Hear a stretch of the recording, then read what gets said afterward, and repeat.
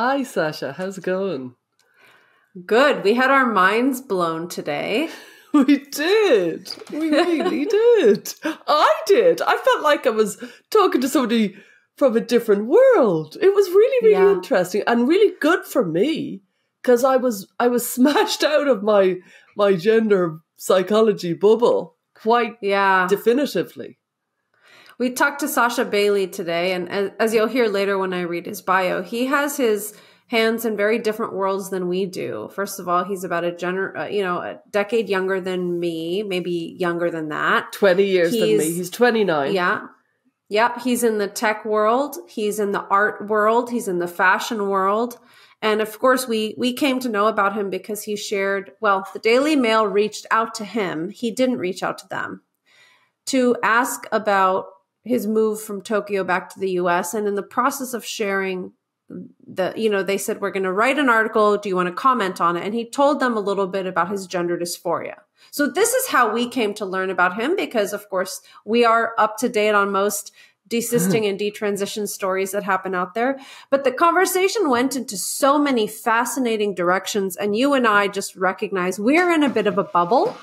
And we really need to learn about all of the fascinating conversations around gender and transition and transhumanism and the sci-fi world of medical technology that exists outside of our world.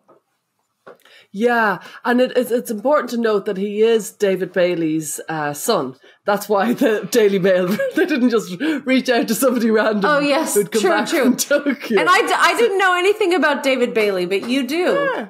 He's an iconic photographer. He's a very seriously influential photographer. As I said to you earlier, if you said to me, name a photographer, I'd name David Bailey.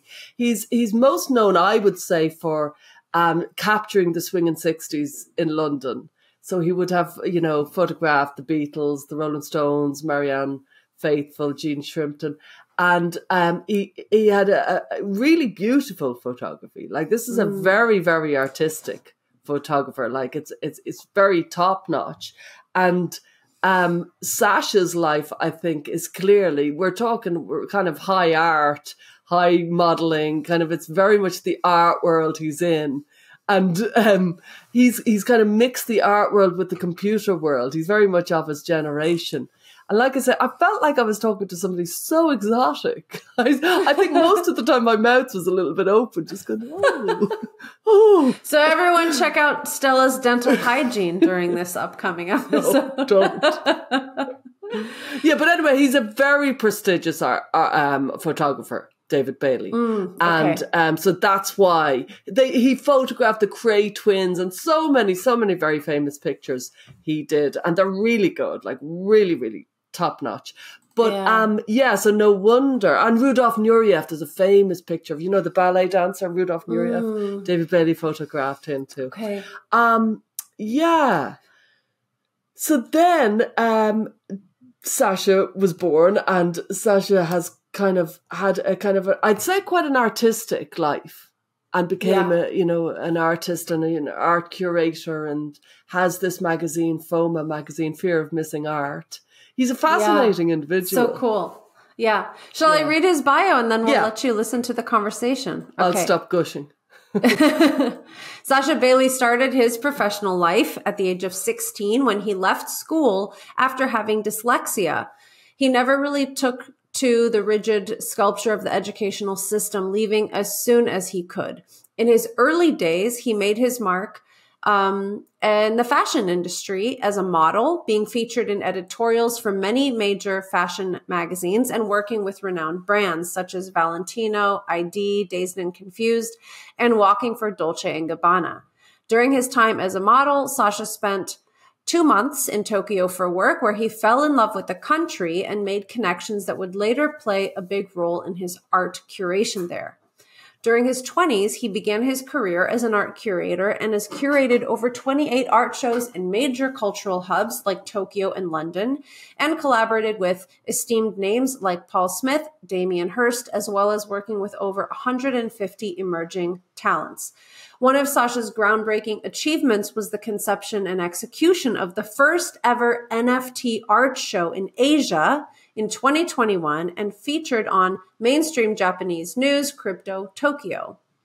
This groundbreaking event showcased digital artworks tied to non-fungible tokens, with notable artists like Beeple featured prominently. Beeple's artwork displayed at Crypto Tokyo later made headlines when it sold for a staggering $69 million, solidifying Sascha's position at the forefront of the intersection between art and technology. And by the way, I mean, you can really hear it in this interview today, that's where totally. he lives.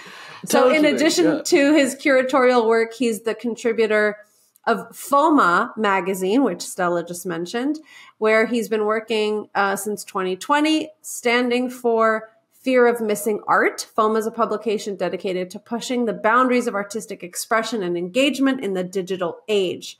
As well, they've conducted deep investigations into online subcultures, of which we talk about transmaxxing in this conversation. So you will be really interested to hear about that. In 2023, he fled an abusive marriage that he'd been in for 10 years when things came to a head, and he believed that he was transgender. He returned to the UK after living in Tokyo for 3 years, leaving behind his life of friends and everything he had worked for. So we talk about all of this and much more, and we are sure you will really enjoy this conversation with Sascha Bailey. Hi, I'm Stella O'Malley, a psychotherapist in Ireland. And I'm Sasha Ayad, an adolescent therapist in the United States. And this is Gender, a Wider Lens, a podcast dedicated to the shifting concepts around gender in our contemporary culture. Through in-depth interviews, personal stories, and psychological exploration, we seek to open up the discourse around this hot-button issue. Join us as we look at gender from a wider lens. Hi, Stella. Hi, Sasha. Oh, well, hi, both Sashas.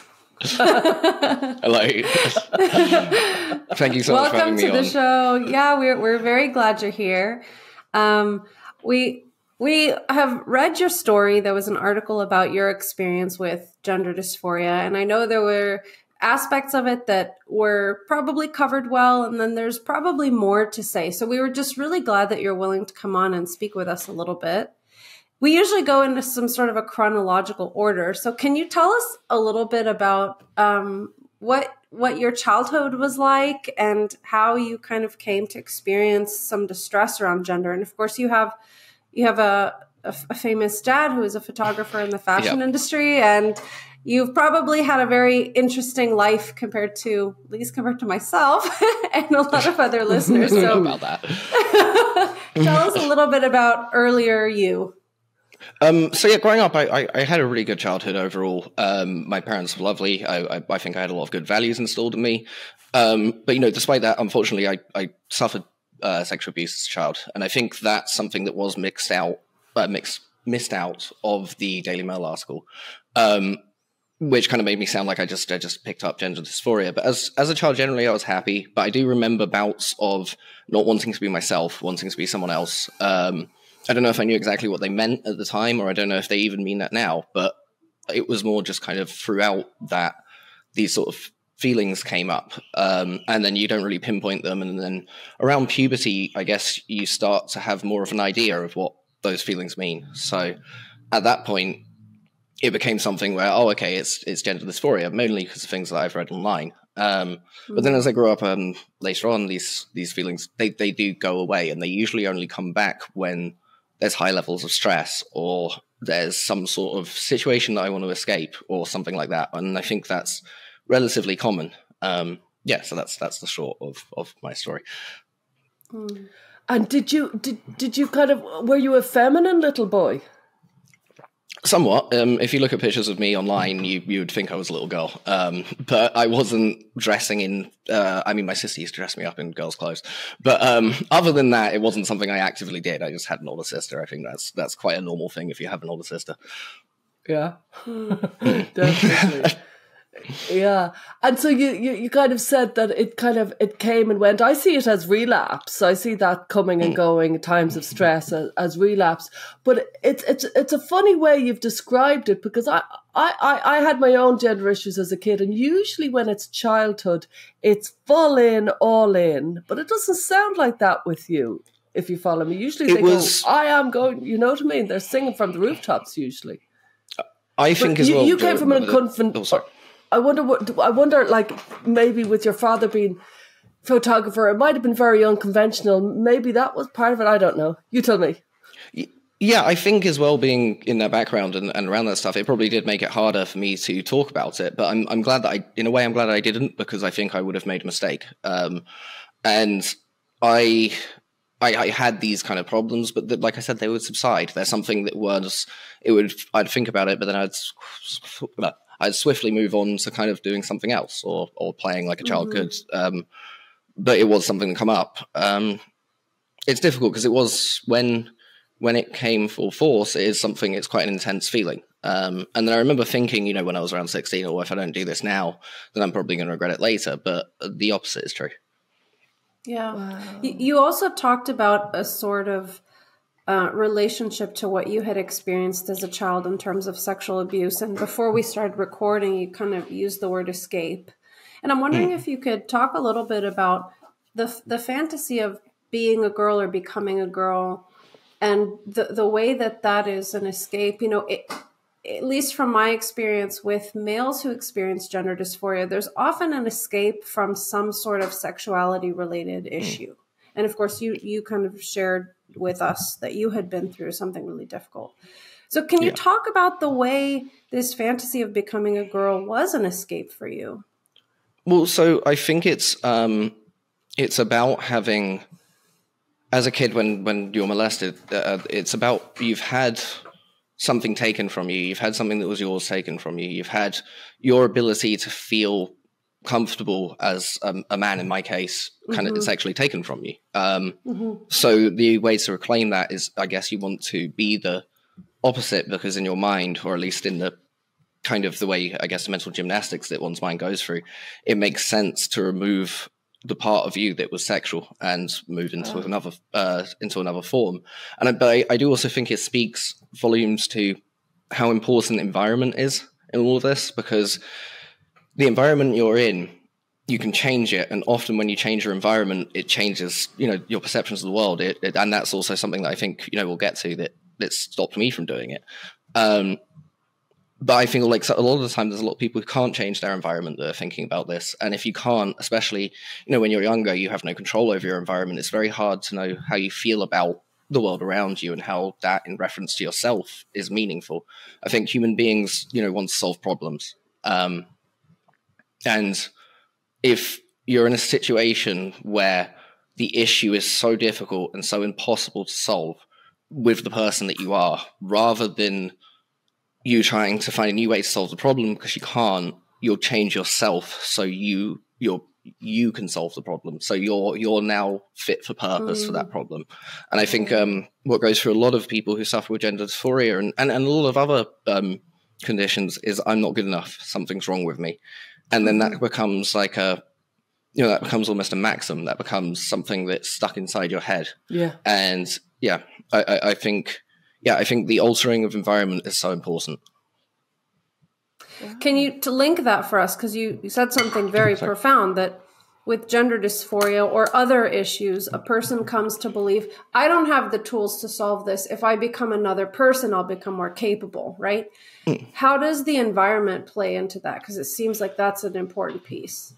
So I guess an example would be, you're stuck in a place where, what would be a good example? So you're stuck in a place where you cannot solve this issue. Okay, for instance, for the magazine I run, Foam Mag, we did an issue where we investigated transmaxxers, because that was a big thing that was going around. And they're essentially people who are transitioning for functional purposes for the most part. And they're very open. I've interviewed a lot of them. There's, I have recordings, everything. They're available online. But they're very honest about solving kind of a functional problem. And one of them said something, which is an example of this, is they wanted to be included in STEM initiatives. And all of the STEM initiatives at their school were for women only. So he didn't care much about transitioning, or she now, but it was functional. This person was high functioning, autistic, but they saw it as a way to get into the class that they wanted to get into, so they could learn. So that's a kind of a micro example of it, but that's the one that comes to mind. Actual anecdotal. Wow. So you're saying that when the environment creates incentives, it can have a big impact on how a person like makes sense of their circumstances and what strategies they have to find solutions. Exactly. And in the end, it's all, it's all incentives. I think the people who started medically transitioning at the start probably got some very positive things out of it, and it was very good for them. Then they're an example. Society rewards them. That's good. It's good that we're open, and that's a good thing. But what happens is then they become heroes, and then some people look towards that, and they're not thinking with the eyes of gender dysphoria. They're thinking in the eyes of something is wrong with me, that fundamental thought that most human beings have. Yeah. And, this person solved their problems by doing this. But not only have they solved their problems, they've got all these accolades, they've got all of these financial benefits, they've got all of this stuff. So then you start attracting people who are doing it for the wrong reason. And they'll be disappointed because it's, becoming normalized, that they won't receive all of those accolades. And that's without knowing it, I think a lot of people are choosing to transition for that rather than the honest reason of being transgender. And whether they know it for sure or not, I think a lot of people don't realize in the back of their minds there's that I am not good enough. This is a way of solving that problem. And there's one question I'd like to ask that I just want to clarify. So when you were a kid and it would kind of come as almost a fleeting thought that you just chose not to indulge, you kind of had mental self-discipline saying, I'm not going down that road. There's something about that makes me think, did you think I want to be a girl, or did you think I want to transition? If you follow me. I thought I wanted to be, when I was a kid, I wanted to be a girl. As I went to a teenager, I wanted to transition. And as an adult, when I recently went through what I went through, it was very much I want to transition. It wasn't necessarily that I wanted to be a woman. But as a kid, before you have a concept of really what gender is, I think it was more, I want to be female. Okay.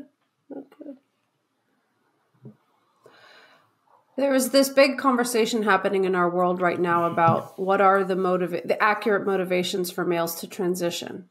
And the debate usually revolves around, is this an autogynephilic experience, which I'm assuming you've heard of that term? Is this a homosexual, transsexual? But what you said a few moments ago is almost like a game theory understanding of transition as like gaining social incentives. And I've heard people talk about this somewhat, but I really haven't heard this fleshed out. And I'm aware that you developed a blockchain site for art. So you are like, you have this kind of computer-oriented programmy brain, which we certainly don't have. We're always talking about the emotions and the underlying trauma or whatever. But I'm like really curious about this because I'm aware within the world of programming and computer science, there's a ton of people transitioning. Yeah, and it's massively overrepresented. Yeah, and I think the theory is, well, they're all autogynephilic, which might be true, but you're raising this totally different hypothesis, and I'm fascinated by it. And it's almost like... Oh, sorry. It's almost like you're an exotic bird because we're like, this is a new idea. Direction. Well, I think it's... I think it's funny you say that because it's something that I thought about a lot because it is massively overrepresented in the tech industry. And another thing that the same transmaxxer who I spoke to said was originally they were actually just trying to get rid of their libido entirely because it annoyed them. So will you explain to people what a transmaxxer is, just for anybody who won't know? Transmaxxer is it's a Discord group it had about 1,500 members at one point, but it's also a online kind of movement they have a 74 page or 64 page manifesto, which genuinely has some incredible data in there. They've collected some interesting data sets, but it's essentially a purely functional argument for transitioning. And I went and interviewed these people. This is not to say that was my reasoning, because I think I had more than just those basic things, but I do think that there is a growing group of people who it's almost as if a lot of the people in tech already view their bodies as vehicles. So, it's kind of like, I think a lot of those people are already living in the future. So they've already decided that, okay, well, my physical body doesn't really matter. I'm constantly jumping in and out of avatars. I'm constantly doing whatever, my profile picture on Twitter is more me in some ways. So they want to modify their bodies, or they feel uncomfortable in the real world. And that same saying, I am not good enough, comes up. And then they think, well, I can improve myself this way, or this will make it better for me, or it will, there's a load of different reasons. I genuinely think there's as many reasons for people to transition as there are people.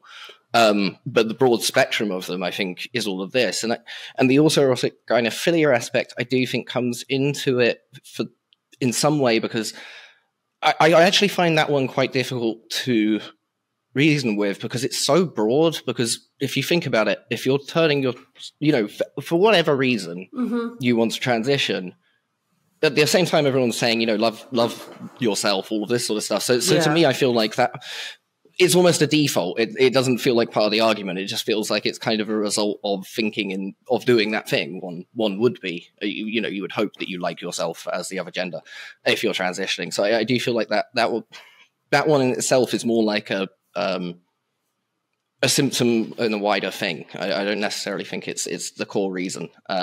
I really do think, the people in tech, a lot of them they'll have functional reasons and emotional reasons, but the functional reasons will probably outweigh the emotional reasons.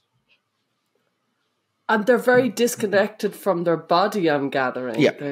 Yeah. I mean, if you're on a computer all day and you're in the screen, you do kind of, anyone who's typing for a long time, you do kind of have an out-of-body experience when you're just immersed inside the world.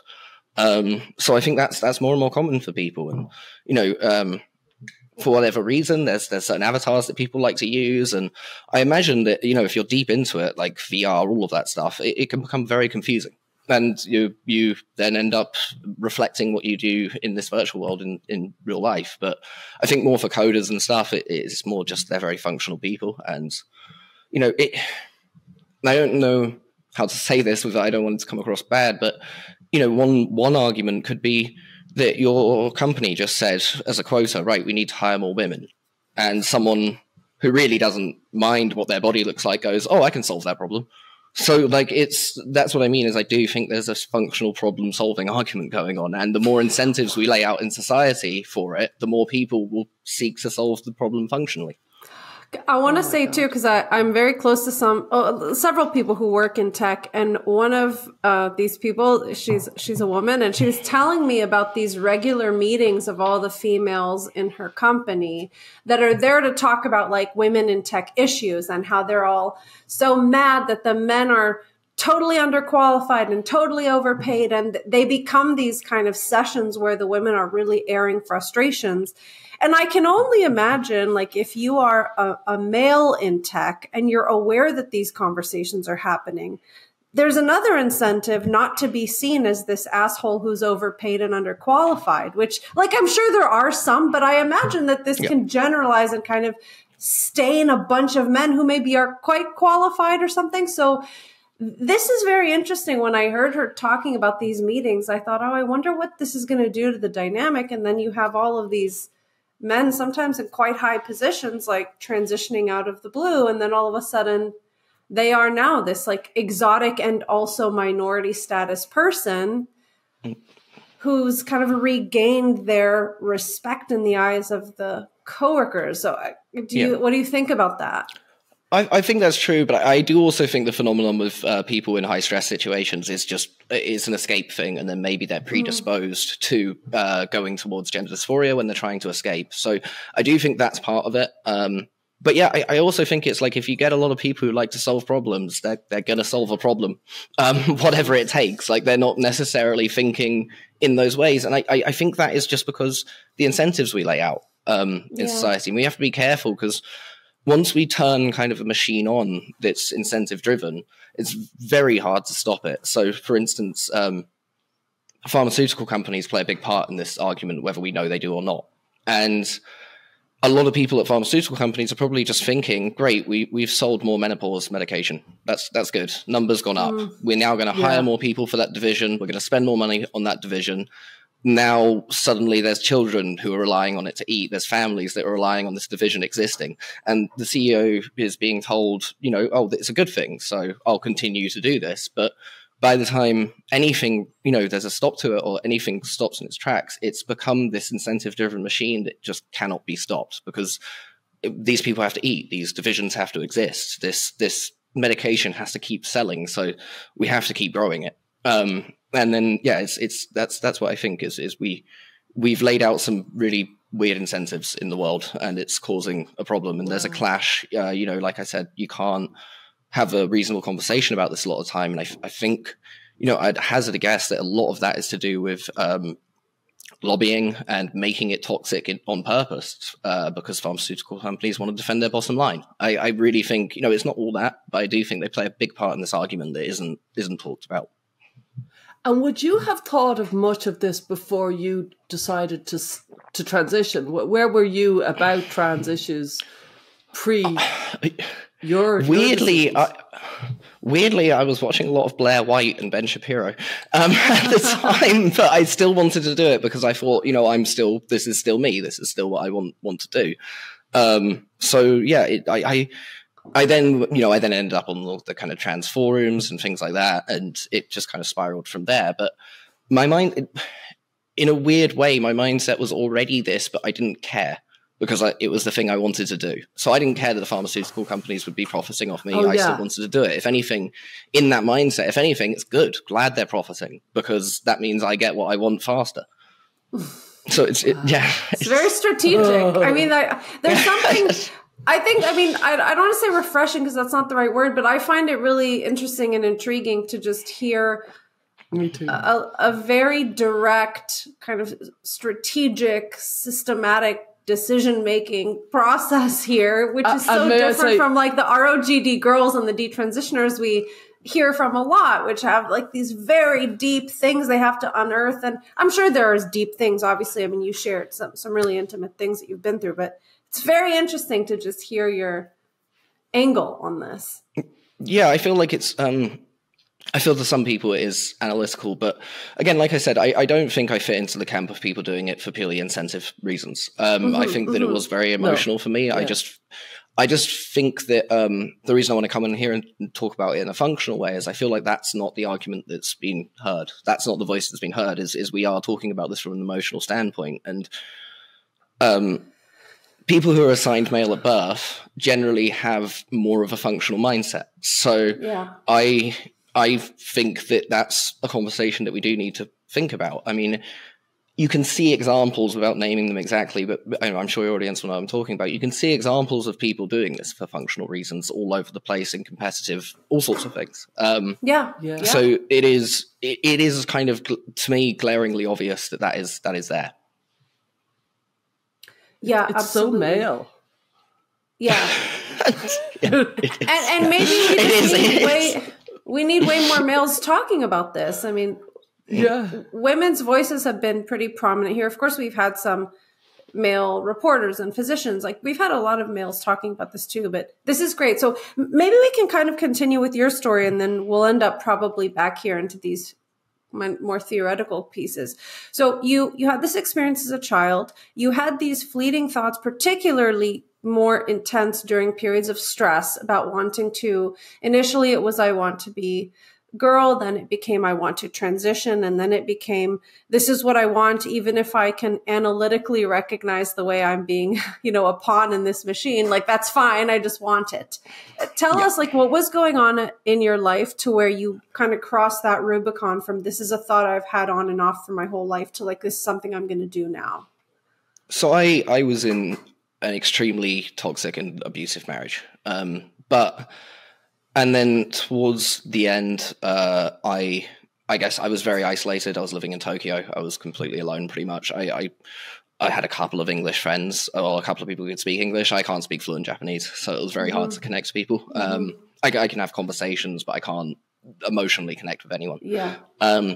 So I was very alone, and I think with what I was going through, this kind of protective thing that existed as a child reared its head, and I became, rather than it just being something that fleeting moment, I kind of became that other personality or whatever it is, in not in, you know, so dramatic terms, but more like an overlay, more like something that was protective. And then I just decided that it was what I wanted to do. I think I spent a few days laying in bed just before. I did actually, I mean, going back a bit, I did actually attempt to, we're on YouTube, right? Exit game myself. So before that, and then, yeah, after I came round to it, I just felt like that was the way out. That was the solution. Stella, so we'll get taken off YouTube if he says, but he had made an attempt. Yeah, that's you know, to unplug the Xbox as YouTube friendly way of saying it. Yeah, so that, and then after that, I kind of came back around, and it felt like the only solution. In hindsight, it was a way of doing that act without doing it, because I was still erasing the me that existed. And yeah, I guess I started quite quick. I started wearing body shaping corsets almost immediately. I started exercising, doing the exercise that you needed to. I started moving towards quitting smoking, because that supposedly affects the intake of hormones. So, excuse me, sorry. Yeah, I started doing all of the things to prepare myself for it. And then I got an appointment. And as a matter of interest, did you know the pathway you were going to go down? Did you know what hormones? Did you know what you were going to? Had you thought a lot about all that? Yeah, I knew I wanted hormones, so that was my priority to get that. So I went to an open day in Nagoya. There's a plastic surgery thing. I don't want to name them for various reasons, but I went there and I got diagnosed by, so the guy who came in to do the diagnosis was there for like an open day, and I went and saw the surgeon. He put me in the room with a psychologist who couldn't speak English. We spoke through one of those little we spoke through one of those little boxes from like the 2000s, like the really early days translation boxes. Sorry to lie, I mean, it's funny on hindsight, but it's awful. And then within 10 minutes, I was quite emotional, and within 10 minutes I was diagnosed, and then I was given a box of, I still have a box of the patches, which are like, I think the 79 milligram estrogen or whatever it is, the standard ones, and then kind of sent on my way. And then I was booked in for I had my blood taken, and 1 month later I was going to have my hormones checked. So he was going to let me take the medication before even checking my hormone levels, which is and then I came, literally the only reason I didn't start the treatment was because there was a massive kind of explosion in my marriage, and I fled Japan. And then I was still wanting to do it when I came back, but the NHS is very slow here, so that, I guess, positive. And then I just slowly, up through meeting people and being in the world, I realized that what was more important, at least to me, was what was going on out there rather than what was going on in here. And most of the time we are out there, we're not in here. Wow. We hope you're enjoying this conversation as much as we are. We just wanted to take a quick moment and say thank you to all of our listeners. Your support helps us to keep the lights on and the mics hot. We recently made the switch to Substack so we could build a more robust listener community. Visit widerlenspod.com and check out the different subscription tiers. For just $8 a month, premium subscribers get access to weekly bonus content, discussion posts, and more. And founding members get the inside track on who's coming up to the show, with the ability to submit their own questions for our esteemed guests. For those of you who are in need of parenting support and resources, we each have parent coaching membership groups. Plus, you can buy our book, When Kids Say They're Trans. And if you're watching this on YouTube, don't forget to like and subscribe, and get involved in the lively discourse in the comments section. Thank you so much. Now, back to the show. So to kind of reflect what I'm hearing, you were in a period of extreme isolation. The most really important relationship in your life ostensibly was terrible and falling apart. You were in another country. You couldn't really communicate with anyone. And through fleeing Japan and coming back to the UK, kind of getting back into real life pulled you out of it to some degree. Like, is that an accurate representation of what you just shared? Yeah. Yeah, and it was slow. It wasn't immediate when I came back, but it was down to the people I met, I spoke to, and just realizing, like, yeah, there's other things than everything that's going on in here. Everything that's going on in here is temporary for the most part, and I don't feel.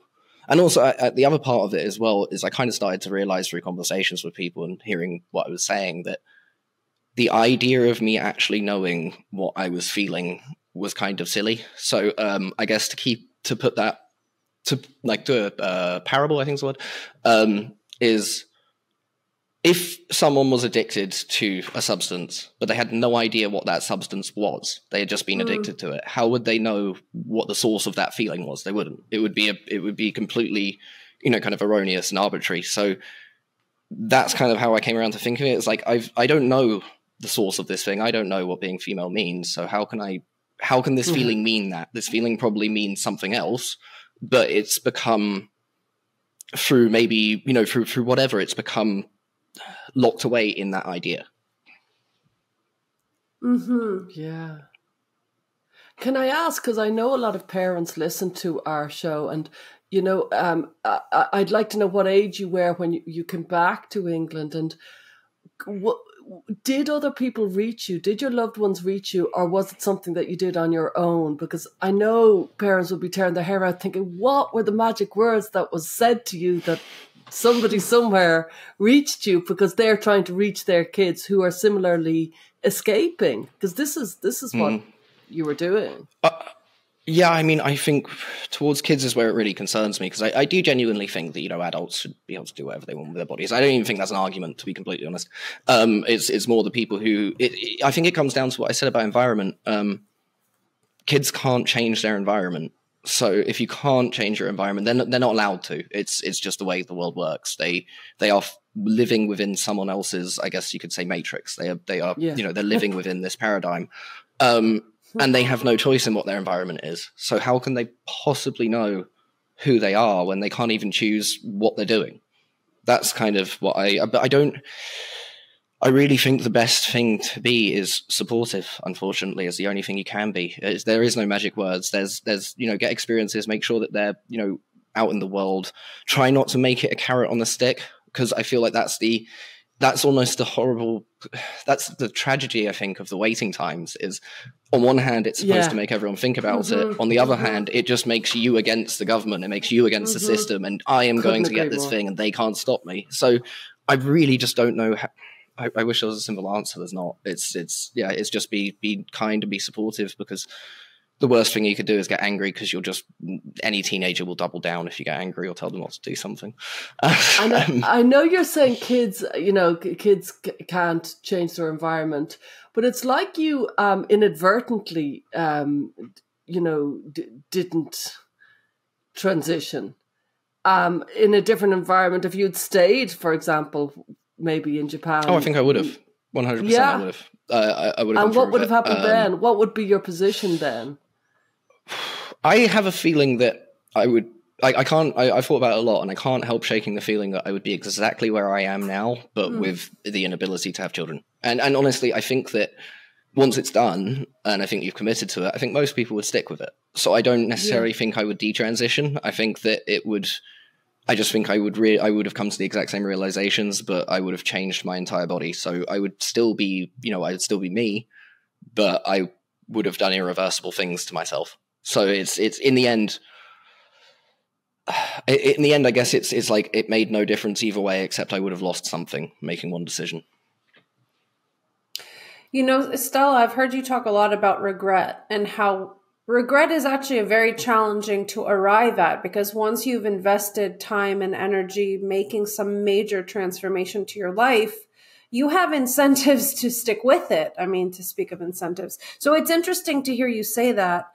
Can I ask, in Japan, I know you were pretty isolated, but had you transitioned there, would there have been people in your life who you felt you had to save face around? Like, do you think coming back to the UK almost gave you like an old, fresh start in a way to get out of it? Because we have seen that with young people, sometimes a change in their environment is what it requires to help get them thinking clearly and get out of it. So I'm curious about, how did the move impact that? I mean, it was different because I suddenly wasn't around all the people I'd come out to. So I guess that's kind of peer pressure was gone. Of you've already made the decision, you have to go through with it. But so. I think it was just also just being able to talk to people and the huge change and the realize that I wasn't alone and I didn't have to basically have conversations with myself all day. So I think it really was just the change of environment. Wow. And how were your family? Were they supportive of your transition? They were. No, they were. They were confused and they probably wanted to say more than they could. But the implications when someone's transitioning, it's like I said in the Daily Mail article, it is like society has a gun to its head in some respects. You're not allowed to talk about this thing logically. You're not allowed to talk about it functionally. You have to stay into this emotional argument. And if you don't stay in this emotional argument, and if you don't accept their argument, you're causing people to, you're causing harm to people. Sorry, I have to be careful. I don't want to.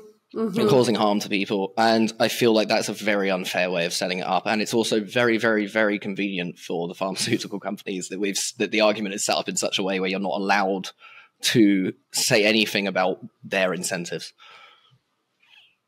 It's kind of We want to take a moment to thank our sponsors, GenSpect and Therapy First. GenSpect is an international organization committed to fostering a healthy approach to sex and gender. The team and members of GenSpect strive to promote high-quality, evidence-based care for gender nonconforming individuals. GenSpect is pleased to offer a non-medicalized approach to gender with their recently published Gender Framework, and they continue to hold conferences around the world. Visit genspect.org to learn more. Therapy First is a non-profit worldwide professional association of mental health providers who view psychotherapy as the appropriate first-line treatment for gender dysphoria. Therapy First supports psychotherapists working with gender dysphoric youth and young adults and offers public education on mental health and psychotherapy. Visit therapyfirst.org to learn more. Now back to the show. I'm just remembering the Daily Mail article. You did allude to this, how like your family was supportive and almost too supportive. I'm interested in that because I think that on one hand, there is a lot of societal pressure to behave a certain way when a loved one shares that they're transitioning. And I also think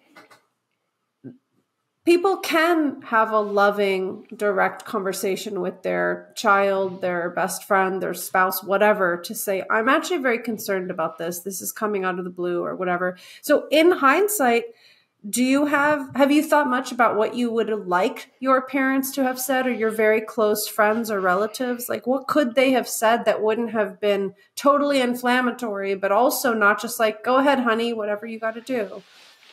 I think the thing that helped me was someone talking to me about it and then just repeating back what I said, but in like a context. And I remember kind of at my situation specifically, I remember kind of starting to see this thought process that I had that it just didn't make sense. And then I started it started unraveling. And I think that was what it is. It's like, it's almost just okay, so what you're saying is, and then you go through and you say it, and it kind of, I think for a lot of people when they hear what they're actually saying back, they might think twice about it. But I think it does have to be delivered in the right way.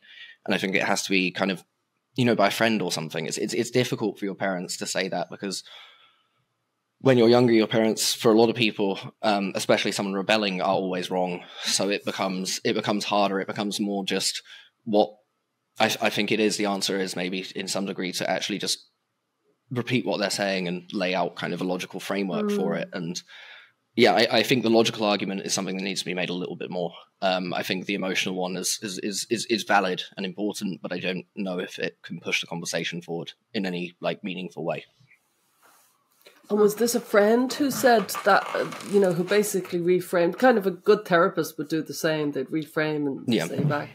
It was actually, my now current girlfriend, but who at the time, we were just friends, but she helped me through with a lot of the stuff, speaking about it. Nice. Oh, that's amazing, actually. Yeah, that's kind of beautiful. And did you like you were gung ho to transition? You'd socially transitioned in Japan, then you came back to England To some degree. I was still wearing male clothes, but yeah. Okay. I was still wearing male clothes, but I was painting my nails. I was doing makeup. I was wearing body shaping stuff. But I was probably about a week away from starting to wear female clothes. And when you came were back, you in private? Sorry to ask. Go ahead. Were you in private wearing female clothes? Yeah, more so. But that's more like practicing, I guess one would say. So like it's yes, I was a little bit. Okay. And then you came back to England, and did you say, I'm going to transition? And did people say, well, what's stopping you wearing dresses, for example? No, because I was actually, when I came back to England, I was dressing kind of like casual feminine, if that makes sense. Yeah.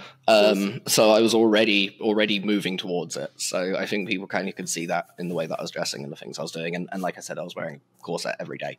So that was, yeah, because in an attempt to shape my body. And what was the time period of, let's say, you coming back and then having this conversation, which sounds really quite pivotal with your friend? Probably 2 to 3 months would be the time frame that it took me to get myself out of it. And in that time I came out to a lot of people. There was a lot going on, but yeah, it was probably about 2 to 3 months.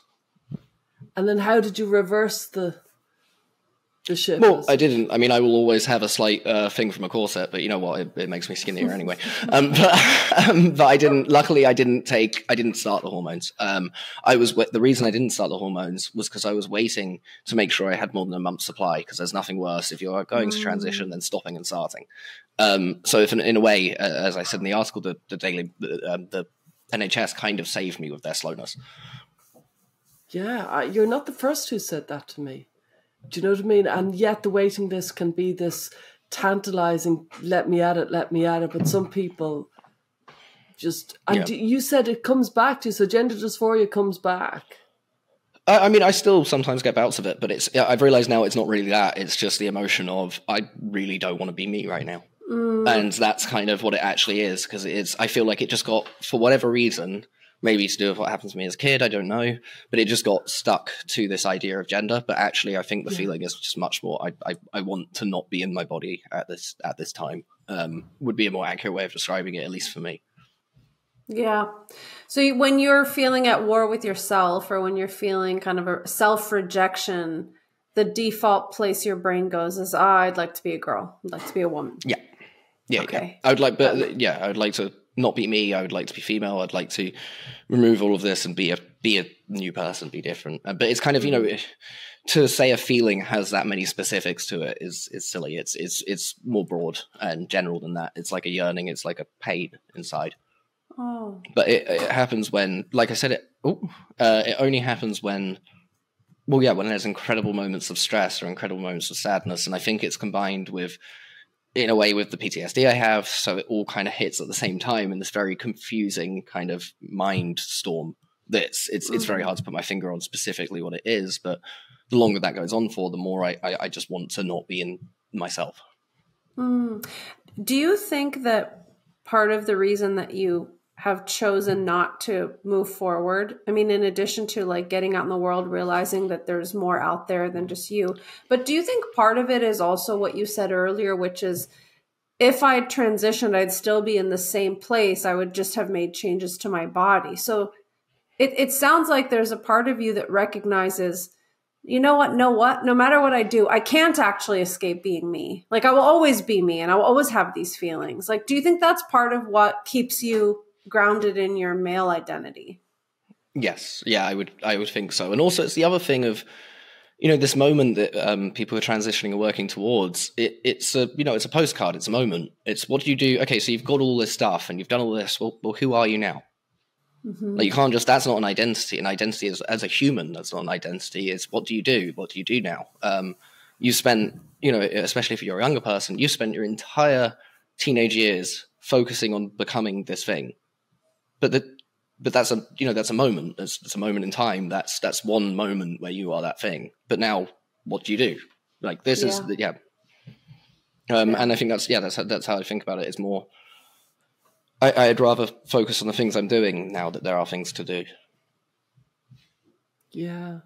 It feels like there was nothing to do really in Tokyo except escape. Well, it wasn't. There was yeah, there was nothing to do socially, and there was nothing to do in a way that made me happy, like general day to day. It's one example I think of is that there's that scientific study where they took two mice and they got them both addicted to cocaine. One of them had nothing in their cage except for a water bottle with cocaine in it, and it did that until it died. The other one had the exact same thing, but it had all this amazing, all these like hamster wheels, all toys and stuff for it to play with, and it would only occasionally go and do it. And then it would go and have fun in its cage.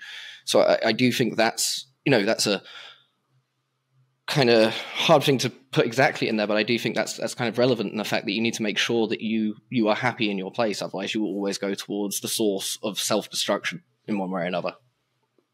Yeah, absolutely. You have to have a full life beyond just the thing you're obsessing over. Yeah, exactly. And as I said, for young people, then they've literally just spent all of those years when they should be learning stuff, should be getting new skills, focusing on becoming something. Yeah. And where do you go from there? I mean, I think a lot of people will see a lot of cases coming forwards in the few years where people will have that exact problem of, I thought this would solve all my problems, but it turns out the world is actually still there. Yeah. You mentioned before we started recording, talking about trends. And I think this is very interesting because you have, obviously one part of you in the fashion industry and crypto and tech stuff, and I'm sure other things that I don't know about from reading your bios and stuff. But what are the trends that you wanted to talk about on the program? This is interesting. Yeah, so I think that if you look at anything, I kind of spoke about earlier, how you have the early adopters that come to something. So anything new, any new thing, and medically transitioning is a new thing. It's socially transitioning obviously has existed for whatever, it's a different argument, but medically transitioning in the way we do now, that's new. So the first group of people, with any trend, the first group of people benefit from it. They're doing it for honest reasons. Then you have the second wave of people who still probably benefit from it and still probably doing it for honest reasons. But then slowly we see these societal accolades that these people get. We see all of these things, and then other people will look at it, and rather than coming from the honest feeling of, I want to transition or something like that, their feeling will be, well, something's wrong with me and this person fixed it by doing this, so I'm going to do this too. And as stuff grows and grows and grows, there's more and more people who do that. It's and then the chances for mistakes go up as more people do something, the chances for people to it not be right for them, and the reasons that originally people were doing it for are lost. And now it's just this kind of this kind of trend that people want to make their lives better, and to a lot of people that seems a way of making their life better, and they may come from a misguided angle. The fashion industry itself, I mean, a lot of the trends within, I think a lot of people think that marketing creates the market, but it's actually the other way around. I mean, all of these adverts that are dedicated towards trans people, in my opinion, the marketers are making them for one of two reasons. One, they believe that it will sell to their demographic. Or for the much more cynical reason is Gillette, for instance, doesn't need to sell any more razors. They just need to spend their marketing budget. So no matter what we do, people are going to continue to buy our razors because we sell razors. So we may as well try something crazy that gets everyone talking about our brand, and we don't know if we're going to harm anyone through it. We don't know if we're going to cause a massive cultural thing, but the marketer is just like, let's get as many eyes on our product as possible. So they don't, they're not, these massive marketing firms are not stupid. They're doing it for a reason. They know exactly what they're doing, whether it's to sell a product that frankly always is sold anyway, just in some new interesting way or something like that. And I think, I do feel that there's a lot of people in very sad situations in their lives and in the hardest part of their lives that are basically being used as pawns for marketing, pharmaceutical companies, political arguments, all of this stuff. And we're forgetting the human element that, there are people, from whatever view you come from, there are people either ruining their lives or dying because of this. And all that's happening is there's a trend, there's this, overarching idea. No one actually wants to solve the conversation. Because also, I'm jumping all over the place, but the other thing is, if you look at, for instance, the pronouns argument, right? Okay. Nobody in polite society in a social setting is not going to use someone's pronoun. Even people like Ben Shapiro, who are that far on the issue, said socially, I will use people's pronouns because people are not rude. So this argument is just political grandstanding because virtually everyone in a social context would do it anyway. So like, that's what I mean. It seems like there's an incentive to never solve this argument going on because we're arguing about inconsequential things in the end. Well, maybe they're the circles you're in. Yeah, you don't know our circles. There's a lot of non-pronoun users. Fair enough. And a lot of pronoun users. I mean, it's actually a huge debate, and we've gotten in trouble for using people's pronouns with some of our listeners. So it's, I will always call people by their name if they ask, but also if someone wants to be called something, I'm not so rude. I will just, of course. There's no, I don't think there should be legal repercussions if someone does something impolite, but it is just polite to be polite. That's kind of where I land on, like, specifically that one. Yeah. You talk about it in a very it's a very almost a computerized way of I've been in the computer too long. Well, that's exactly what I'm wondering. I'm wondering two things. I'm wondering were you on the computer a huge amount as you were growing up, and also how influential were those online rooms you went into? Tell us a little bit about that, because I don't think people really know what goes down in those online rooms that go from people just visit to suddenly people become completely transfixed of this is the solution. So I'd like to hear a bit about that. So I think when I was younger, when I was thinking about it, they were just kind of random forums with transgender stuff on them. I don't think it was like one particular place. I remember seeing like some YouTube videos and things like that, but nothing overly specific. When it was this time around, it was the M2F, r/M2F, r/egg, all of these sort of places. And these are like the paradigm that they present there is like, oh, you like strategy games? Well, you're trans. It's like literally anything. Everybody is trans. You picked an orange today rather than a banana. Oh, trans, definitely. And it's kind of like, you start to read all of these solutions where it's just everything is just, and obviously it was this. It's kind of like, this can't solve everything. But when you're getting into it, you believe it. You believe the thing. And you think, oh, these people understand. And you read the stories and these people get it. And, I'm sure there are some older people in those forums who mean well.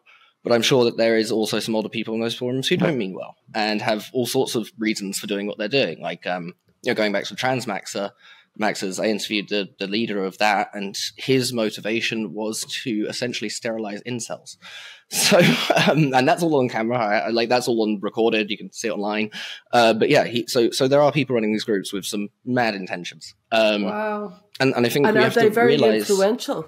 Are those the transmaxxer one specifically, he looks after a Discord of 1,800 people, but just by him existing, if that one person exists with that one idea, then there's probably more people like that. We can extrapolate from that there would be more people, and that's concerning. I think. Because also the people who mean well, what they're doing is they're projecting their personal experience onto younger people, and their experience is unique to them. The reasons that they want to transition and the ages they did it at were unique to them. To project that onto someone else is kind of, almost anti the trans argument in the fact that there is a unique reason for everyone to transition for every person. So your unique lived experience is not going to be benefited by someone else's unique lived experience. That's the way I put it. Yeah. And we interviewed another young male recently who transitioned as a child, and he shared with us that he spent a lot of time in these online rooms where he was really groomed in a sexual and perverse way by older men. And that was another kind of version of wanting to escape something about sexuality, feeling dirty, feeling icky. So there's a lot here about these online spaces. As we come towards the end, I'm sure Stella has more questions, but one thing that I wanted to ask is, you went through this, it seems like, somewhat privately. Of course, your immediate family and friends knew what was going on, and you could have just moved forward. You're obviously in the public eye to some degree. You could have just moved forward and left this behind you, but you chose to speak about it. So I imagine you have really important messages or things you want people to understand about your story? That's actually, I'm glad you said that, because that is something I wanted to clarify. Was I didn't actually reach out to the Daily Mail; they reached out to me. I initially wasn't trying to go out there and speak about this. They were writing what I assume was going to be a hit piece about me, and I, rather than allowing it to be Sascha Bailey runs away from wife, something like that, I thought I would use the opportunity to tell them what really happened, because I wanted to help other people. So I didn't go to the press with this. I think a lot of people think I did, but I didn't. And so it was also with the dispute I was in, it felt like it was going to come out sooner or later. So I'd rather it came out on my terms. So that's I should have said that at the beginning. I didn't go out there, but I want other people to not feel the loneliness that I felt. I want people to know, like me, it isn't the only option. I also want people to think about, changing their environment, changing things around them. In the end, all I really want is people to not feel the way I felt. And if my voice or the things I'm saying can help with that's great. Yeah. Thank you very much. I do want to ask you, is there anything you'd recommend, whether you're listening or watching, or any podcasts or films or books that you're excited by at the moment? I'm excited by at the moment. Well, I'm reading The Culture, but it's a sci-fi. It's why am I not surprised? It's about these. It's actually kind of loosely about these topics. It's about people. As the future goes on, people doing more and more extreme body modification until there are giraffe people and there are this, and it actually explores a lot of these topics. And it starts out with, the initial part of it is just the idea that men will transition to women and women will transition to men. And, this was written a while ago. And then as it progresses, the story, it becomes more and more weird until basically humanity is not humanity anymore. And I do think on a cosmic grand scale, I think a lot of these arguments will fall by the wayside once technology progresses to a certain point. But that's not now. That's a long way away.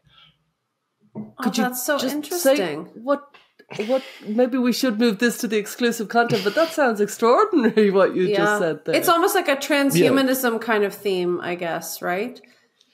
Yeah, I mean, I honestly do think eventually with, body modification, cybernetics, all of that stuff, our physical bodies will probably become irrelevant to a lot of people. But I don't know, technology comes in leaps and bounds. God knows how far away that is.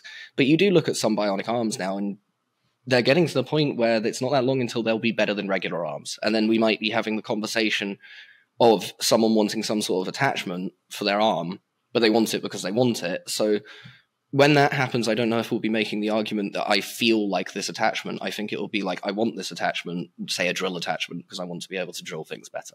And I do think eventually that, we're a very long way away from that. But I also think that's probably where a lot of the people in tech's minds are too. They're already living in that reality. Yeah.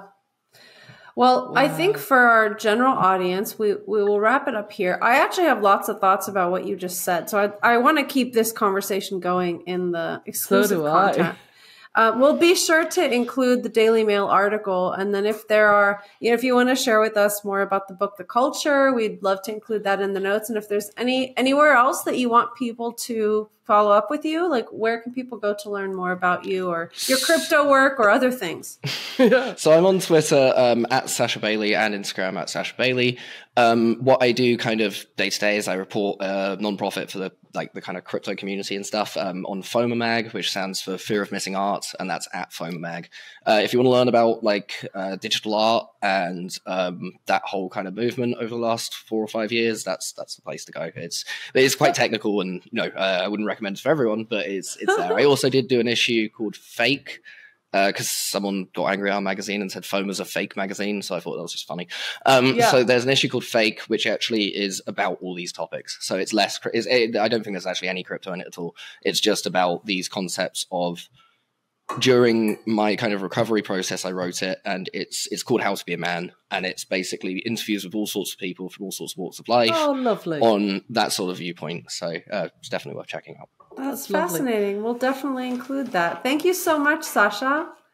Yeah, I really, my pleasure.